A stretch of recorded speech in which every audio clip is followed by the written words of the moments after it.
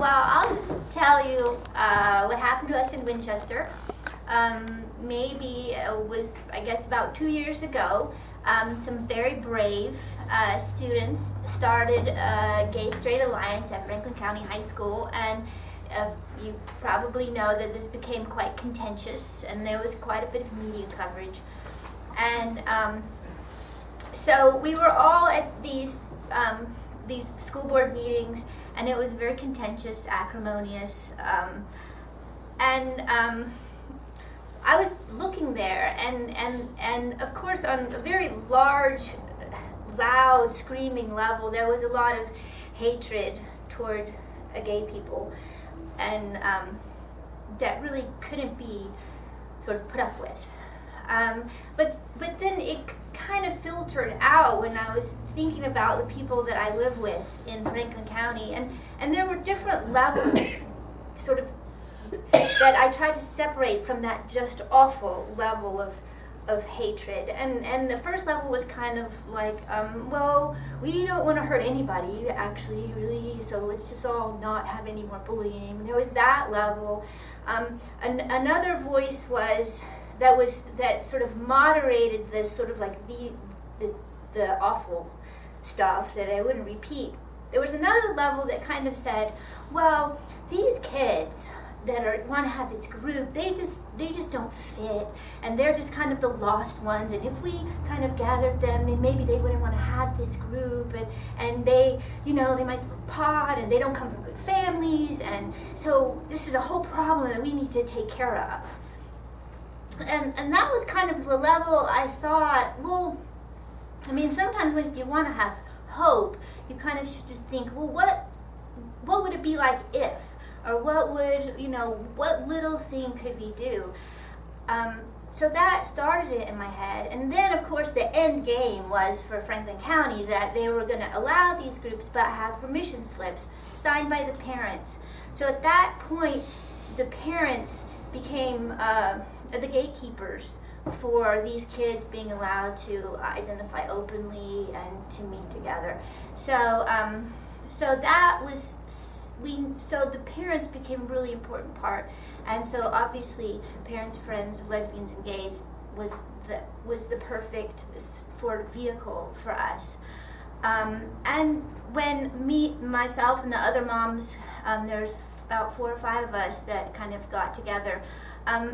What we wanted to normalize the experience of having a gay child, and we wanted to normalize the experience of being a gay youth in Franklin County. And so that's how our PFLAG started.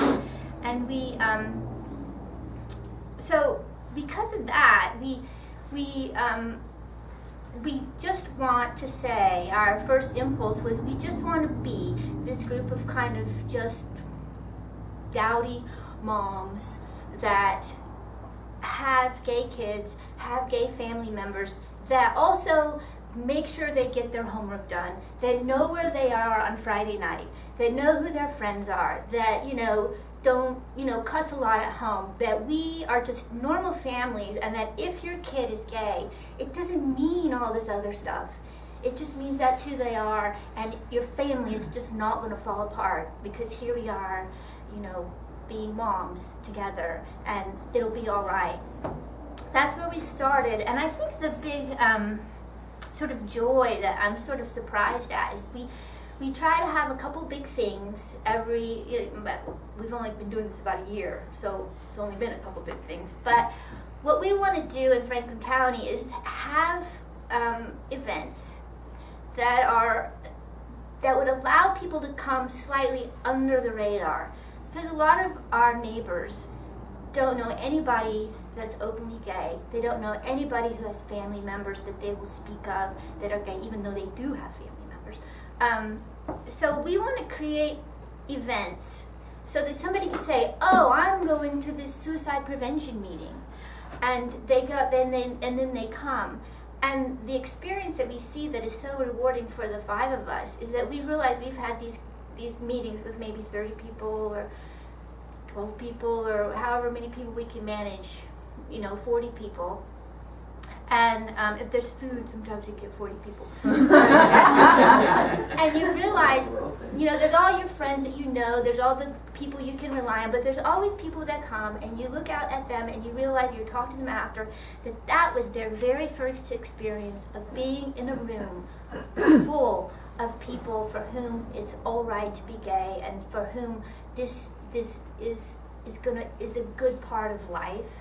And that, I think, is empowering to realize that you're not alone, that there's a room full of people, and for somebody that's never had that experience and has always been isolated, that think that all these things that all the people in the county are saying are true, to be in that room for an hour is I believe empowering, and I believe is like kind of the first step towards sort of better future for all of us. So anyways, that's what we're doing in Franklin County, and the 1st of December we're having the Nashville and Harmony Youth Choir is going to come to Winchester, Tennessee, and they're going to sing some songs about social justice, and they'll sing some songs about the holidays, and we'll have food.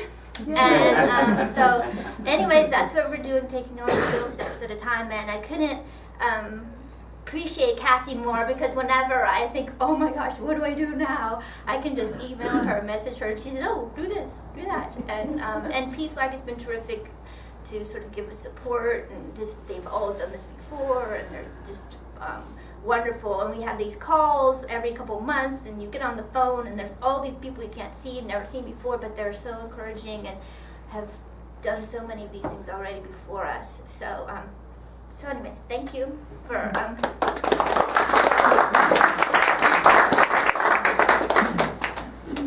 Well, I'm Kathy, and first I want to say how much I admire people who do work like that in rural areas, because I'm in Nashville and it's much more progressive. And I was down there when the GSA started. I went down there as part of GLISTEN, which is a group that works for safe schools. And it was really hard at first, but I've heard now that that's the most successful group there. Well, School? they are Yeah. empowered, they are. And PFLAG, this is where it started. This is Jean Manford, and this is her son Morty. This is in 1972. And the week before this, she had seen on TV, she saw him be assaulted in a demonstration. And TV was really different then, you didn't get the news immediately. And the week after she saw this on TV, she marched in a parade that's kind of like the Pride parades. And she carried this sign that said, "Parents of gays unite in support of our children." And so many people came up and talked to her that she started a group, and the first group had 20 people. And today there are over 200,000 members. There are chapters in every state, the last I heard, except North Dakota. And there are chapters in other countries. So the group has really grown a lot over the years. And sometimes I think I go into a little too much explanation, but I use LGBT as an umbrella term, and I mean however anybody identifies on spectrums of sexual orientation and gender identity. And those are two very different things. Sexual orientation is if somebody's attracted to somebody else, if they're gay or straight, and there's that spectrum. And gender identity is male, masculine, female, feminine, or transgender, and what's called cisgender. And cisgender just means basically you're not transgender. And this term was coined by the transgender community because there was no other term on the end of that spectrum.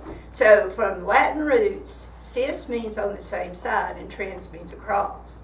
And so when I just say LGBT, because there's so many ways that people can identify, so I mean that to cover everybody. And PFLAG also supports everybody. The first group was called POG, Parents of Gays, and later it evolved into PFLAG. And PFLAG stood for Parents, Families, Friends of Lesbians, and Gays. And the national has kind of dropped that a little bit because it kind of changed the mission and vision statement so that people would know that we include everybody. And PFLAG was actually the first national LGBT organization to be actively supportive of people who are transgender. And in Charlottesville, there was a lot of negativity to LGBT people too. That happened. There was a lot of really bad slurs hurled to LGBT people. And with PFLAG, The tenets are support, education, and advocacy. And I think of support and education sort of overlapping because we meet, we sit in a circle and share stories, and people learn from each other. And I've heard people say in our meetings, we'll have, like say, parents come in, and they'll be very nervous, very stressed out, and you can tell that by looking at them. And as the meeting goes on, that just kind of goes away because they hear other people's stories. And this also, the people in leadership, we try to stay educated on what's happening, like with political stuff and what's happening in the country, and best terms to use. That's important, to use pronouns that people want you to use names people want you to use. And PFLAG Nashville has a website, and so does PFLAG National. And we have links, we have downloadable booklets, we have links to films, to other organizations, so you can kind of get some education and support there. And with advocacy, we can advocate for or against legislation, but not for or against political candidates. We're nonpartisan, and we're also not affiliated with a religion. We welcome people of all religions, people who are non-believers. So that's kind of what PFLAG does. And with my experience, I'm straight and cisgender. When I got involved, I didn't have any friends who were LGBT, no family members. I just worked for the Metropolitan Government of Nashville and Davidson County. And we had a bill in 2003 that would have added sexual orientation to protections for employees. And some really, really hateful protesters came to town. Fred Phelps and I had never done anything in my life that was socially active for social justice. In my heart, I'd always felt open to people and empathetic with marginalized groups, but I had never done anything, and I thought I have to go stand in support of that bill. And so I did. I didn't know it should have included gender identity. And the bill failed at that time. We did have one passed in 2009 that includes both sexual orientation and gender identity. But I met the man who was president of PFLAG. He said, why don't you come to a meeting? We need more allies. So I started going. And then I just started meeting more people that I became friends with. And I started seeing how people were treated and the discrimination, and I had always wanted something that I felt that I could be passionate about. And it sounds a little corny, but this issue, it just kept coming into my life over and over again. And I thought, this is what I'm supposed to do. So then the issues also started coming more to the forefront in the entire country. So it's kind of really become my passion to do this and to do it as an ally.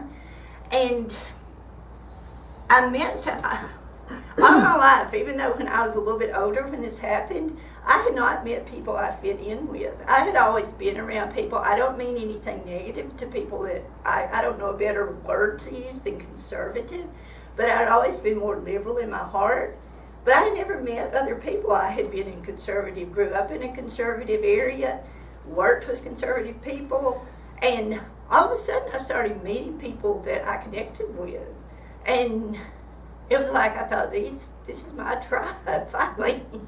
And so it's really been a blessing to me to do the work. And when people say something like, oh, you do a lot of work as an ally, I want to say, no, I'm the one. I should be grateful to everybody else for how much my life has changed and how much happier I am.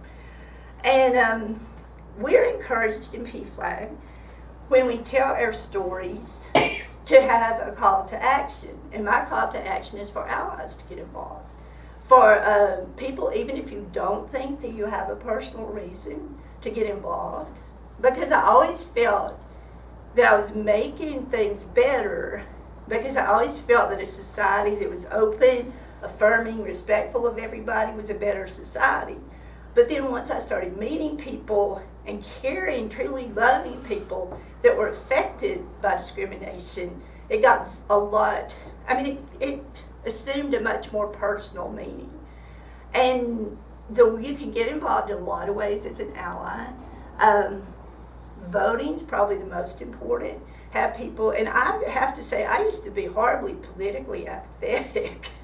And so put people in office that vote for good legislation, keep bad legislation from passing.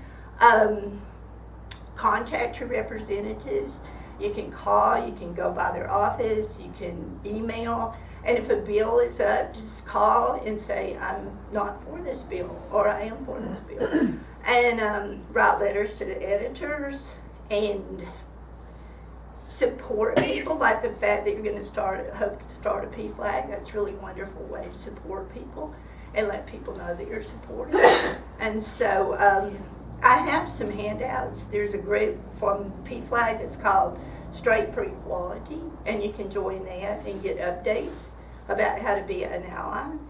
And so that's kind of what PFLAG does, and it's my story of how I got involved as an ally, and I'm looking really forward to talking to people like that when we talk together. So, thank you so much.